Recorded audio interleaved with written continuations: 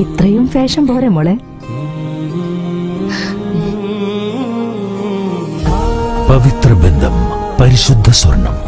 Sara golden diamonds, Thrissur road, Edappal. ഇനി എന്തിനാ വേറൊരു option? Ponnani MES higher secondary സ്കൂളിന്റെ 24ാം വാർഷികാഘോഷം കലാപരിപാടികളോടെ വിപുലമായി സംഘടിപ്പിച്ചു. ചടങ്ങിന്റെ ഉദ്ഘാടനം നഗരസഭാ ചെയർമാൻ ശിവദാസ് ആറ്റുപുറം നിർവഹിച്ചു. പാഠ്യേതര പ്രവർത്തനങ്ങളിൽ മികവ് തെളിയിച്ച പൂർവ്വ വിദ്യാർത്ഥികളെയും ദേശീയ കബഡി കോച്ചായി തെരഞ്ഞെടുക്കപ്പെട്ട യു ഖാദർകുട്ടിയെയും ചടങ്ങിൽ വെച്ച് ആദരിച്ചു. MES school standing committee chairman Hamsakoya, പ്രശസ്ത മിമിക്രി കലാകാരൻ കലാഭവൻ അഷ്റഫ് തുടങ്ങിയ വ്യക്തികൾ മുഖ്യാതിഥികളായിരുന്നു. Shaheela Nisar, MES Ponnani president PN Muhammad, secretary TV Abdurahman Kutty master, principal KV Sudheesh, vice president PP Abdurahman, mother PTA president Muneera, പൂർവ്വ വിദ്യാർത്ഥി സെക്രട്ടറി താഹിർ തണ്ണിത്തുറക്കൽ, അധ്യാപകരായ MT ഷെരീഫ്, ദീനു KR എന്നിവർ ആശംസകൾ നേർന്ന് സംസാരിച്ചു. ചടങ്ങിന്റെ ഭാഗമായി രക്ഷാകർതൃ സംഗമവും പൂർവ്വ വിദ്യാർത്ഥി സംഗമവും നടന്നു. സ്റ്റാഫ് സെക്രട്ടറി സൈഫുദ്ദീൻ KB നന്ദി പറഞ്ഞു. സ്കൂളിലെ ഒരു മുഖ്യാതിഥിയായിട്ട് എത്താൻ പറ്റിയതിൽ വളരെയധികം സന്തോഷമുണ്ട്. കാരണം എന്താ വെച്ചാല് ഇതുപോലെയുള്ള തൊട്ടപ്പുറത്തുള്ള ഒരു MI ബോയ്സ് ഹൈസ്കൂളിലെ ക്യാമ്പസുകളിലെ കലാപരിപാടികളിൽ പങ്കെടുത്തുകൊണ്ട് സംസ്ഥാന കലോത്സവത്തിൽ 2 തവണ മിമിക്രി എന്ന ആ വലിയ കലയിൽ ഒന്നാമതായി എത്താൻ കഴിഞ്ഞ ഞാൻ പിന്നീട് തൊട്ടടുത്ത MES കോളേജിലെ കാലിക്കറ്റ് യൂണിവേഴ്സിറ്റി ഇന്റർസോൺ കലോത്സവത്തിൽ അതേ മിമിക്രി മത്സരത്തിൽ 2 തവണ വിൻ ചെയ്യാൻ കഴിഞ്ഞു. അങ്ങനെയാണ് മിമിക്രി എന്ന ഈ കലയിൽ കലാഭവൻ എന്ന മിമിക്രി ട്രൂപ്പിൽ എത്തുന്നത്.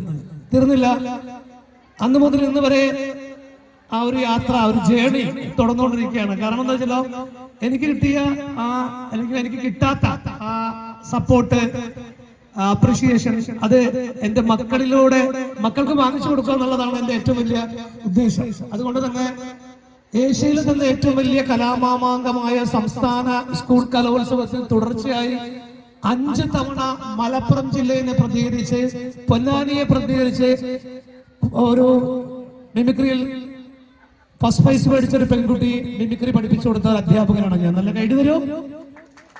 പോരാ, 5 തവണ സംസ്ഥാന സ്കൂൾ കലോത്സവത്തിൽ ഒരു പെൺകുട്ടിക്ക് മിമിക്രിക്ക് ഫസ്റ്റ് മേടിച്ചു കൊടുത്ത ആ കുട്ടിയെ മിമിക്രി പഠിപ്പിച്ച അധ്യാപകനാണെന്ന് ഞാൻ പറഞ്ഞപ്പോ നിങ്ങൾ നൽകുന്ന ഈ കൈയ്യടി ഉണ്ടല്ലോ, അത് പോരാ എന്നാണ് ഞാൻ പറഞ്ഞത്. ഒരുപക്ഷെ കേരളത്തിന്റെ ചരിത്രത്തിൽ ആദ്യമായിട്ടായിരിക്കും 5 തവണ ഒരു പെൺകുട്ടി മിമിക്രിയിൽ ഫസ്റ്റ് മേടിക്കുന്നത്.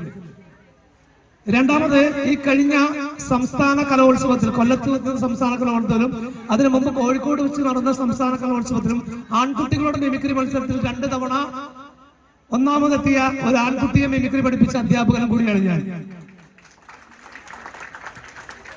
ഇതിനെല്ലാം ഉപരി ആ കുട്ടികളുടെ പിതാവും ഞാൻ തന്നെയാണ്.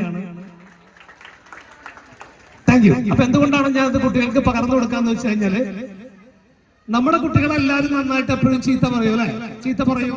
കുട്ടികൾ പരീക്ഷയിൽ തോറ്റു കഴിഞ്ഞാൽ ചീത്ത പറയും, കളിച്ച് നേരം വൈകി വന്നാൽ ചീത്ത പറയും, നമസ്കരിക്കാത്തതിന് ചീത്ത പറയും. ഒരുപാട് ചീത്തകളുടെ ഇടയിൽ, ഒരുപാട് പ്രഷറുകളുടെ ഇടയിൽ, ഒരുപാട് ടെൻഷന്റെ ഇടയിലാണ് നമ്മുടെയൊക്കെ വീട്ടിലെ കുട്ടികൾ വളരുന്നത്.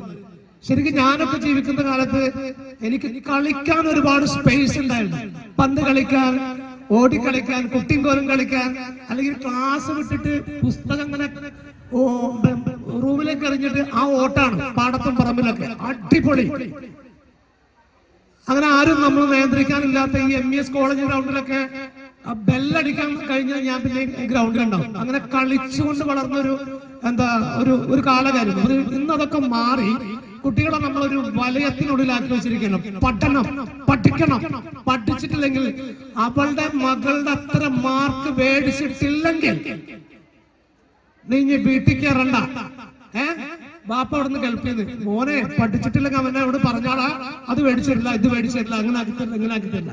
കമ്പൽഷൻ, കമ്പാരിഷൻ മറ്റുള്ള കുട്ടികളോട്. കുട്ടികൾ അവരൊക്കെ കൊടുക്കുക, കൂടുതൽ സ്ട്രെസ് ഒന്നും കൊടുക്കല്ല. കുട്ടികൾ റിലാക്സ് ചെയ്ത് പഠിക്കട്ടെ, നന്നായിട്ട് റിലാക്സ് ചെയ്ത് എൻജോയ് ചെയ്ത് പഠിക്കട്ടെ.